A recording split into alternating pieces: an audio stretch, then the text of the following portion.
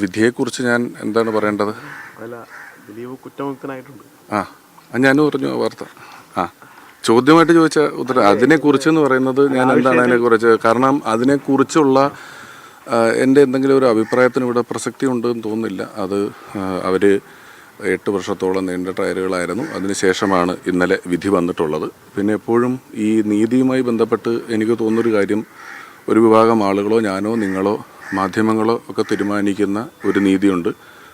കോടതി അവിടെ വരുന്ന കാര്യങ്ങളുമായി നമ്മുടെ അസംഷൻസിനേക്കാളും നമ്മുടെ പ്രഡിക്ഷൻസിനേക്കാളും അവിടെ വരുന്ന കാര്യങ്ങൾ കൂട്ടിക്കിഴിച്ച് നോക്കി കോടതി പറയുന്ന ഒരു നീതിയുമുണ്ട്. ഈ രണ്ട് നീതികൾ തമ്മിൽ എപ്പോഴും പൊരുത്തക്കേടുകൾ ഉണ്ടാകാതിരിക്കാം. എല്ലാവർക്കും സ്വാഗതമായ, എല്ലാവരും ഒരുപോലെ അംഗീകരിക്കുന്ന വിധികൾ ഉണ്ടാകാറില്ല. ചിലപ്പോഴത് ഉണ്ടാകാറുണ്ട്. അപ്പോൾ അങ്ങനെ ചിന്തിക്കുമ്പം എന്നെ സംബന്ധിച്ചിടത്തോളം കോടതി പറഞ്ഞത് ഇപ്പോഴത്തെ സാഹചര്യത്തിൽ വിശ്വസിക്കുക എന്നുള്ളതാണ് എനിക്ക് പറ്റുന്ന കാര്യം തോന്നിയിട്ടുണ്ട്.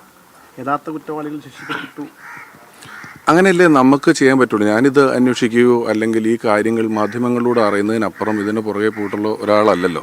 അപ്പോൾ കോടതി പറയുന്നു ഇത്ര ആളുകളാണ് ഇത് ചെയ്തിട്ടുള്ളത്, ഇന്നയാൾ ഇതിനകത്തില്ല എന്ന് പറയുമ്പം എനിക്കതിനപ്പുറത്തേക്ക് ഒരു കാര്യം സ്റ്റേറ്റ്മെൻറ്റായി വെക്കത്തക്ക രീതിയിൽ എൻ്റെ കയ്യിലൊന്നുമില്ല. ഇപ്പോൾ സിനിമാ മേഖലയിലെ WCC അടക്കമുള്ള സംഘടനകൾ ഇന്നലത്തെ ആ ഒരു വിധിയിൽ തൃപ്തരല്ല. അതങ്ങനെയാണല്ലോ.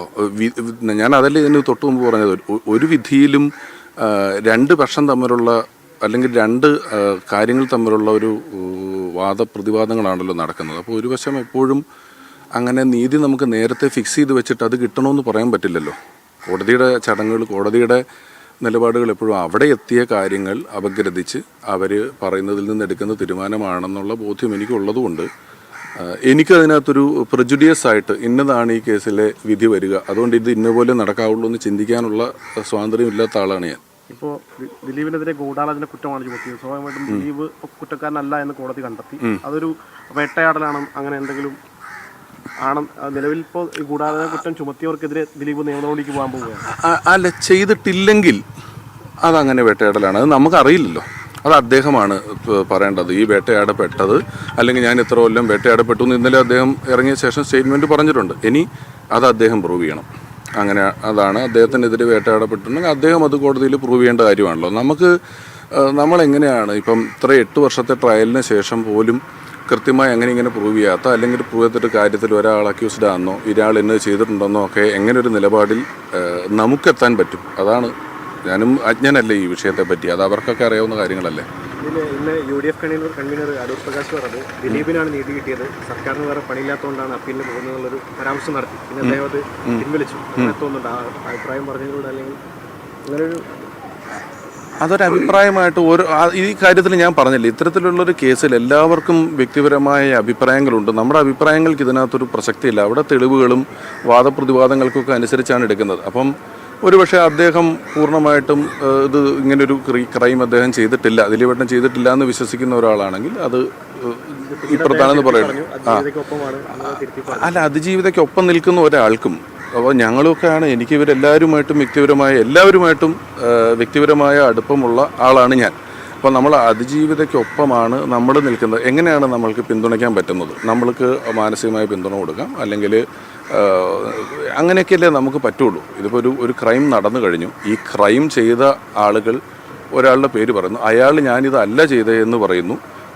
എനിക്കും നിങ്ങൾ പറയുന്നതിനപ്പുറം ഈ മാധ്യമങ്ങളിലൂടെയുള്ള അറിവിനപ്പുറം ഒരു കാര്യം എങ്ങനെയാണ് ഇത് ചോദിച്ചറിയാൻ പറ്റുന്നത്?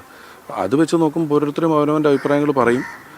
പിന്നെ ഈ പ്രസ്താവന പിൻവലിച്ചു എന്ന് പറയുന്നത് എപ്പോഴും ഒരു പർട്ടിക്കുലർ സാഹചര്യത്തിൽ ഇന്നലെ നോക്കും ഒരു വലിയ വിഭാഗം ആളുകൾ തിരിച്ച് വിശ്വസിക്കുന്നു.